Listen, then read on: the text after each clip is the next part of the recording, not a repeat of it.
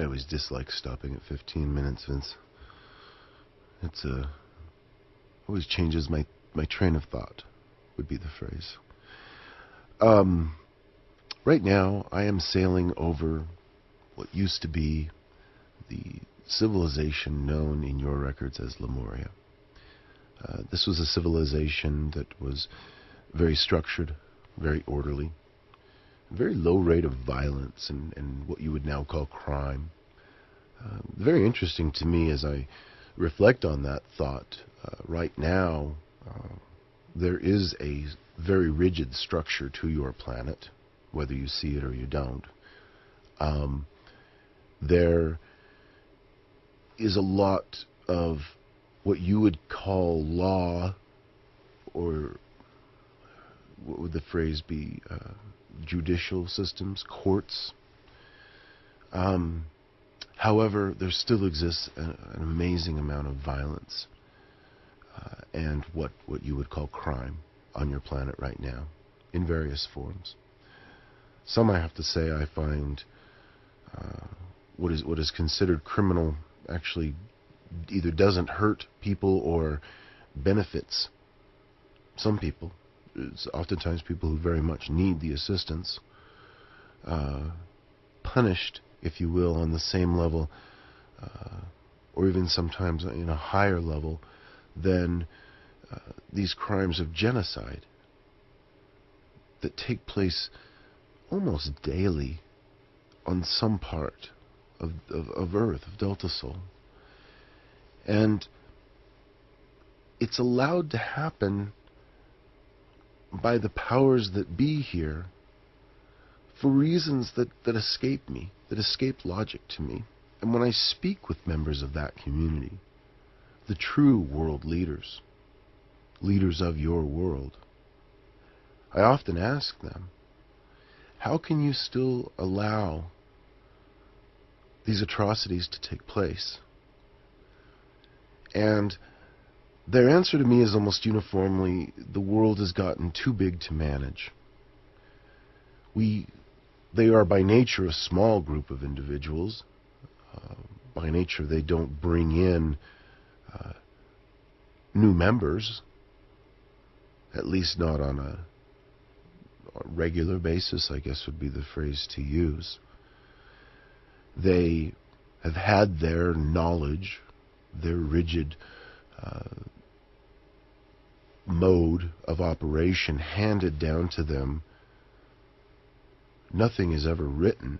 It's all handed down verbally from one generation to the next. And from very young ages, these individuals are taught to live almost a life of duality. One life as you know, quote-unquote normal person, and the other life as this member of the global elite, people who actually control your financial systems, who regulate your business. It's often ironic to me as I look at countries in the West who profess to have what they would call free markets. Their markets are very much controlled, oftentimes not by their government. Their government wants to have this hands-off approach and let business run itself. Well, business runs itself best, these people believe, when it's a pyramid structure with a very few, very powerful, very rich individuals at the top, going down into a network of everyone else. And at the bottom are the people that most need to hear what it is I'm talking about. I've spoken to people before, as I've traveled around your planet, from all walks of life. And I find some who I would consider conscious, and some who are still very much unconscious. It's very difficult to awaken someone who has made the conscious decision to remain asleep in a conscious fashion. I speak a lot of this in the tapes that I recorded with Vince and my good friend Prince Nelson in America a month or so ago. Very difficult to convince people. Sometimes they're people who you care about, people who you love, and for one reason or another, their mind does not allow them to explore this possibility. And what I mean by that is explore this possibility that we are all connected, that the fate of your planet is not on an individual basis anymore. You all must stand as one.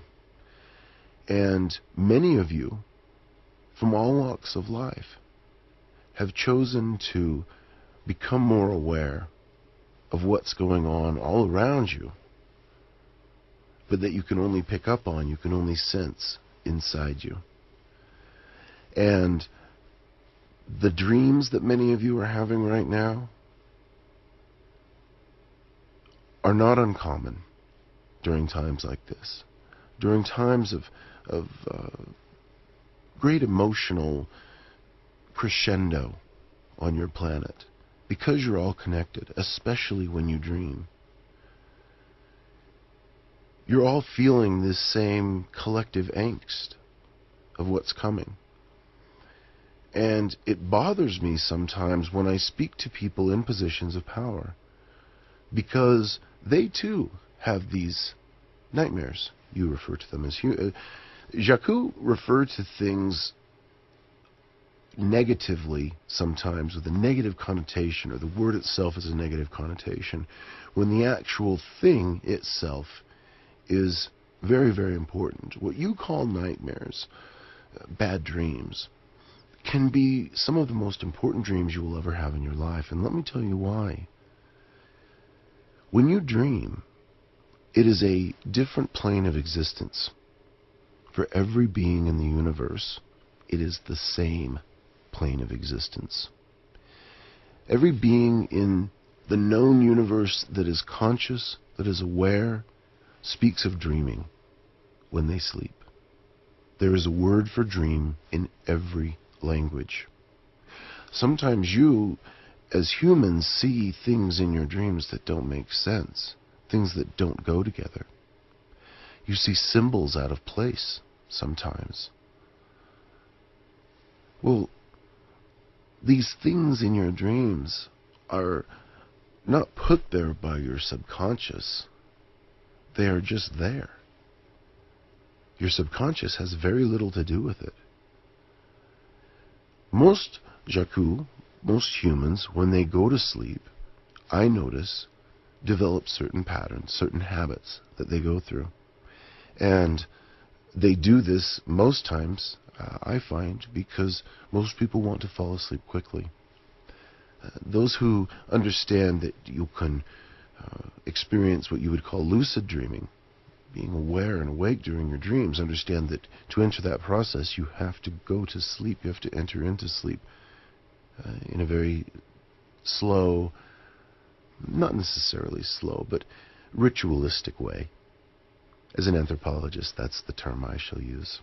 Ritualistic way of going to sleep. And as I sit in this boat, looking out this small porthole, the sun begins to shine, and underneath these waters, there exists a treasure trove of archaeological data for your species. My hope, personally, is that one day, through events that hopefully will not harm very many of you, this ancient island will once again be above the waves. And you'll be able to explore some of the remnants of this civilization. Now, people will sometimes get confused in modern times with how old something could be because of a process that you refer to as carbon dating. Your science on carbon dating, my friends, is not entirely accurate. It's accurate to a certain extent, but it has a very difficult window, a gray area, when it goes back into when it's analyzing material that has been impacted by events that you really haven't factored into the equation. The pressure of a lot of ice, miles, kilometers of ice pushing over a landscape can destroy anything humans could put down. Even what would be built up underneath would be compressed and destroyed. It makes great archaeological evidence. And I believe that some is actually being found now as they are working in northern Canada and North America. They've discovered that North America, much like South Africa, being very old rock, contains some material that you humans find of value, mainly diamonds. Never really understood your fascination with diamonds. Diamonds are, I guess, very pretty to look at, but you never ever use them for their intended purpose. Well, I shouldn't say intended purpose. Who knows what their intended purpose would be? Obviously, that's a matter of interpretation. But throughout the galaxy, diamonds are used to store information. They're constructed, but they're used to store information. Now, diamonds that you extract from your planet contain information about the processes that created them. And they contain information about what was going on your planet long before humans inhabited this place. Now, as this information is being discovered, I'm not sure if that's actually the proper way of explaining what I'm trying to explain here. As the potential for storing information in diamonds is discovered and explored in more detail, you can, right now with your technology, create synthetic diamonds. You will be able to store the equivalent of a great many computers. I always hesitate to reference anything with computers. First of all, I don't know much about computers. I know that your world operates on them, and I know that they're all run on a binary system, and that your infrastructure that depends on them is subject to so many common occurrences that will disrupt it, that it befuddles me why any of you put much stock in them. But over time, over the last few decades, your planet has become incredibly reliant on computers. So,